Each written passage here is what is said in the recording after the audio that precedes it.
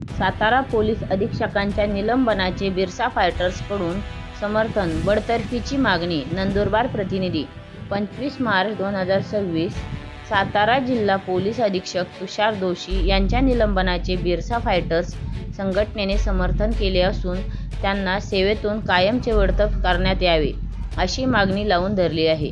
या संदर्भात संघटनेच्या वतीने विधानसभा अध्यक्ष राहुल नार्वेकर आणि विधान परिषद उपसभापती नीलम गोरे यांना शहादा तहसीलदारांमार्फत निवेदन पाठवण्यात आले. सातारा जिल्हा परिषद अध्यक्ष निवडीदरम्यान जिल्ह्याचे पालकमंत्री शंभूराजे देसाई आणि मंत्री मकरंद पाटील यांना पोलिसांनी धक्काबुक्की केल्याचा आरोप झाला होता. मंत्र्यांना आरोपीप्रमाणे खेचत नेल्याचा गंभीर प्रकार विधिमंडळात मांडल्यानंतर उपसभापती नीलम गोरे यांनी दोषी पोलीस अधिकाऱ्यांच्या निलंबनाचे निर्देश दिले होते. निवेदनात बिरसा फायटर्सचे केवळ साताऱ्याच्या प्रकरणाचाच नव्हे तर नंदुरबारच्या पोलीस प्रशासनाचाही निषेध केला आहे.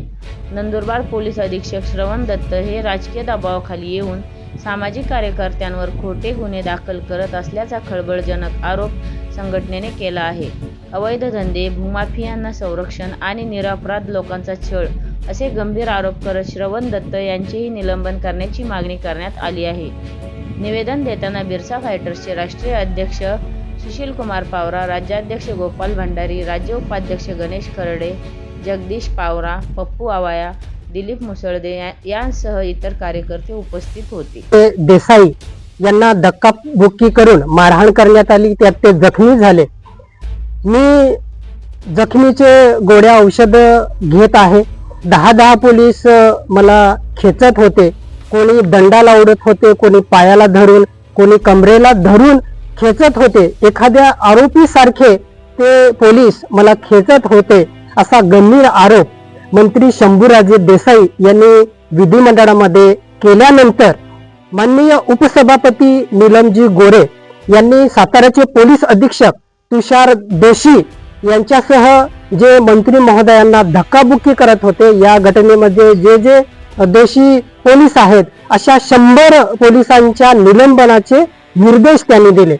या पोलीस अधीक्षकाच्या निलंबनाचं आम्ही बिरसा फायटर संघटनेतर्फे जाहीर समर्थन करतो.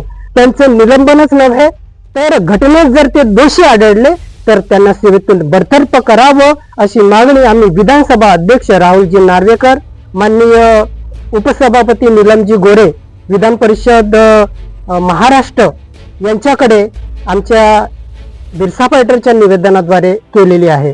सध्या महाराष्ट्रामध्ये अनेक जिल्ह्यातील पोलीस अधीक्षक हे आपल्या पदाचा, वर्दीचा व अधिकाराचा दुरुपयोग करून अनेक निरपराध लोकांवरती खोटे गुन्हे दाखल करून त्यांना अटक करत आहेत, त्यांचा छळ करत आहेत, त्यांच्यावरती अत्याचार करत आहेत.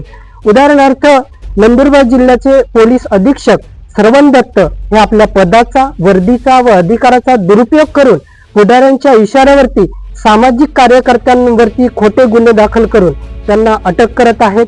काही ठिकाणी दंगली घडवून आणत आहेत, काही ठिकाणी अवैध धंदे सुरू आहे ते त्याच्याकडे दुर्लक्ष करत आहेत. सामाजिक कार्यकर्त्यांवरती हल्ले होत आहेत आणि बऱ्याच ठिकाणी सामाजिक कार्यकर्त्यांना टार्गेट केलं जात आहे. अशा पद्धतीने बोगस व चुकीच्या पद्धतीने पोलीस अधीक्षक श्रवण दत्त हे जिल्ह्यामध्ये कायद्याचा धाक दाखवून जनतेवरती अत्याचार करत आहेत, सामाजिक कार्यकर्त्यांना टार्गेट करत आहेत. म्हणून अशा पोलीस अधिकाऱ्यांमुळे जनतेचा पोलिसांवरचा विश्वास उडत चाललेला आहे.